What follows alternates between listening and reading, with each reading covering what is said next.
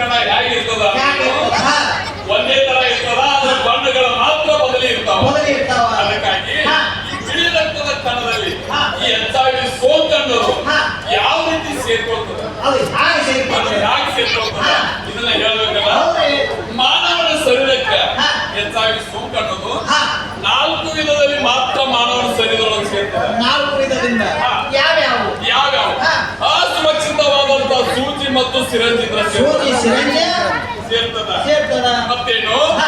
ರಕ್ತದಿಂದ ಸೇರ್ತದ. ರಕ್ತದಿಂದ ಸೇರ್ತದ. ಇದು ಅಲ್ಲ. ಹಾ. ಇನ್ನೊಂದೇನಪ್ಪ ಅಂದ್ರೆ ಹಾ.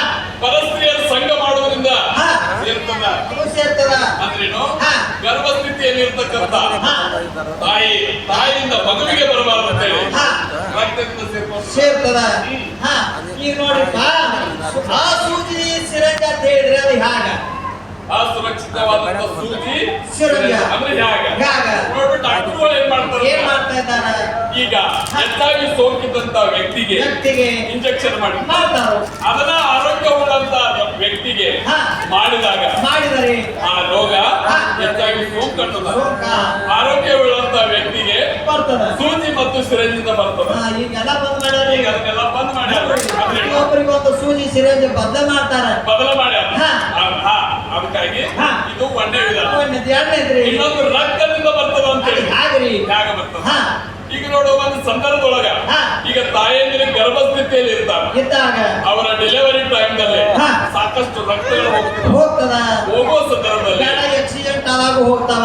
ಇದು ಅಲ್ಲವೇ ಹಾ. ಒಂದು ನೀವು ಗಾಡಿಯಲ್ಲಿ ತಿರುಗಾಡುವಾಗ ಹಾ.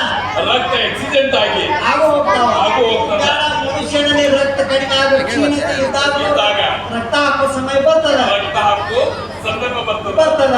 ಆವಾಗ ಬಂದಾಗ ಏನ್ ಮಾಡ್ಬೇಕು? ಏನ್ ಮಾಡ್ಬೇಕು? ಹಾ.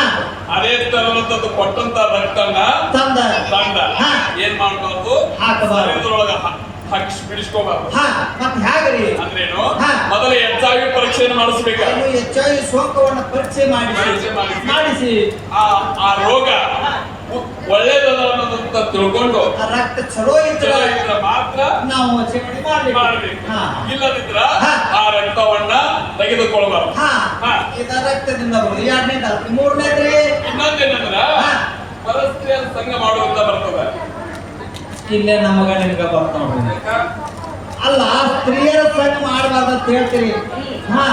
ಈಗ 2 ಲಕ್ಷ ರೂಪಾಯಿ ಕೊಟ್ಟು ಮಾನ್ಯ ಮದುವೆ ಮಾಡಿ ನನಗೆ ನನ್ನ ಮಗನ ಸುಚಿನ್ ಕರ್ಕೊಂಡು ಬಂದಾನಿ. ಮತ್ತ ಸ್ತ್ರೀಯರ ಸಂಘ ಮಾಡಬಾರ್ದು.